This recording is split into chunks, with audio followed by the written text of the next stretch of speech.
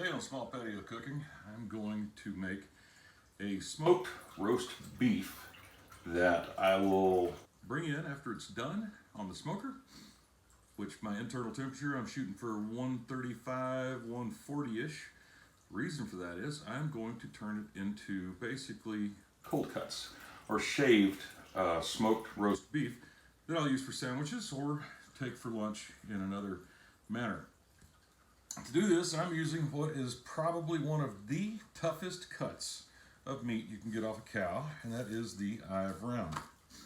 Before I get started on it, I'm going to take off some of this fat that's on here, which it's not too bad, but this stuff here gets a little yucky for me, in my opinion. Some of this hard fat I'll also take off. I'm going to leave a little bit of it on there, but I'm going to take this big stuff off because it doesn't serve well cold. And actually, I'm just going to go ahead and take it off. It doesn't play well when it's cold. I just don't like it very much at all. So get that. We're going to season this up after I slather it with some mustard. I'm going to season it up with some Fiesta garlic pepper and put it on the smoker. Going to let it run around 225-ish. Got some silver skin here. You're going to want to take the silver skin off as well, because that you talk about a tough chew. That's a tough chew for sure. I'm going to run it 225, 250-ish on the smoker, and like I said, shooting for an internal target 135 to 140. All right, we're about ready to kind of slather this thing up. All I'm going to do is use just good old-fashioned, everyday yellow mustard. And basically what this is going to do, it's not going to so much impart a flavor as it's going to just kind of be a binder for the seasoning on the meat. There's other ways you can do it. I've used duck fat on here before. Only reason I'm not using duck fat right now is I don't have any melted down and I'm out of spray. But the mustard works well. And mustard's what I used most all of my life. You can use olive oil, or you can use pretty much anything that's going to help your seasonings stick to the meat. Give it a little garlic pepper here. And I'm just going to give it a good liberal shake all over. Each side. Don't forget the end. See, I'll cut that end off. End piece off. I'll chew on that after it comes out of the smoker. So I'm going to get this seasoned up, and then once the fire's ready, we'll get this little beauty on there. Well, I ended up losing the video of me putting this on the grill, or actually on the smoker, but it ran along at about 225, 230 degrees for several hours. We got to an internal temperature of 130. I wanted 135, ended up going to 141 because the cook wasn't paying attention. Now what I'm going to do is, because I want this to be roast beef, sliced very, very thin. What I'm going to do now is I'm going to wrap this in aluminum foil, and I'm going to let it rest until it comes to room temperature. Then I'm going to put it in the refrigerator and let it get completely cold overnight. And by doing that, with it nice and cold, it'll firm up. All the juices will be back inside of it. I'll be able to slice it really thin on my slicer. So we'll come back tomorrow and I'll slice this thing up and show you what we've got. Welcome back to Small Patio Cooking.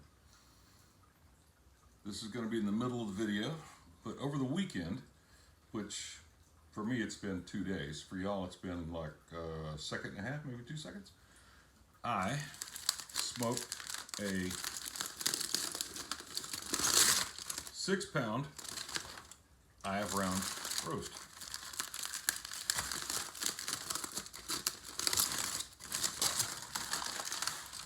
And I decided that I wanted this 6-pound eye of round roast as lunch meat or snacking meat, however you want to look at it. So I put it on, it ran around anywhere from 225 to 250 until I got to an internal temperature that I was looking for of 135. However, we hit 141 plus, I believe, from what I remember. So what I'm going to do now is I'm going to remove this from the foil. See those juices? I'm gonna save those juices. I have got a jar that I am keeping these juices in. They're cooked, it's all good. A lot of people are gonna say, oh my God, that's blood. No, it's not blood. It's the myoglobin that's coming out of meat that you have, even when you're making a medium or a steak, you're gonna have juices that look like this that come out. And I'm gonna save all of these until I get about half a jar of it.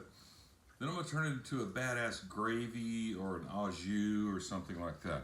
But that's for a different time. Right now, I've got the roast out of the container. And when I come back, I'm gonna get over here, I'm gonna get it on the slicer, and I'm gonna turn it into very thin slices that I'm gonna use it for sandwiches or for, actually for me, it's probably gonna be more along the lines of lunch meat that I'll snack on throughout the week for lunches. So, be right back. Now it's time to get some messy hands going on. I'm gonna take this full roast, I'm gonna put it back up against the back of the slicer here. And I don't have the latest and greatest, I don't have a big badass meat slicer. It's a Chef's Choice 610, that's what I've got. I've had it for years. But we're gonna slice a few of these just to show you what we've got going on. Then we'll come back after we get it all sliced up and show the rest. But the main thing is with this eye of round, which, oh my gosh, a lot of juice in here. This eye of round, there's not a lot of fat in there. It is very, very lean. So you cannot cook this up to 155, 160, 170 degrees. You've got to keep this at a lower temperature so that you can get the full flavor out of it as well as keep it fairly tender. To keep it fairly tender, we're going to cut it across the grain. The grain runs this direction. I'm thinking it's going to be left to right, what you're seeing, but I never know with YouTube. It might be right to left, but the grain runs this direction. So by running it across the slicer this way, we are definitely going across the grain. So that way when you put it on a sandwich or you pick it up and it's a circle and you slice into the side, it's going to be across the grain. It's going to be tender. So let's slice a little bit up, see what we got going on.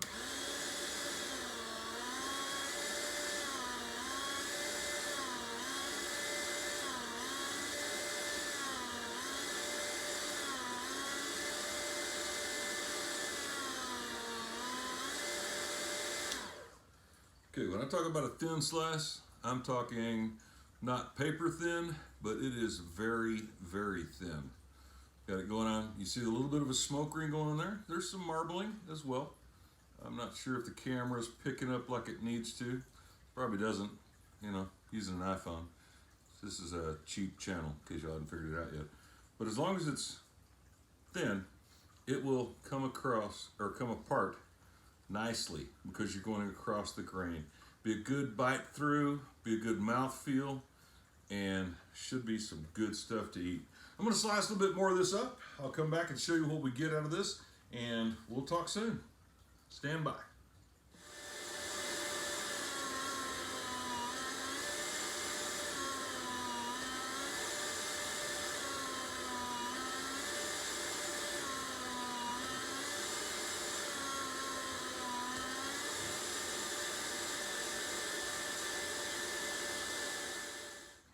Slicing is complete. And as you can see, we've got some ultra thin slices going on here. And like I said, just falling apart because we cut it against the grain and we sliced it really, really thin. I mean, if you look at this when I kind of stretch it out, that's pretty thin right there when you're showing the grains and stuff. And the bride just came in and said, oh my God, this reminds me of a pastrami sandwich my mother used to get me when I was younger. So I may have a new challenge. Maybe need to make pastrami in the future. But this is how we did the eye of round. We smoked it, took it to, like I said, target temperature is 135. Ended up at 141, maybe up to 145. I don't remember exactly what it was. It's been a couple of days. Y'all sue me. I'm old and stuff like that. So that's what we've ended up with. And this shall make some glorious sandwiches. Not to mention some really good snacks. One of which I think I'll roll up right now, stuff in my mouth, and push this button. So, appreciate y'all following along. Y'all take care. Yum!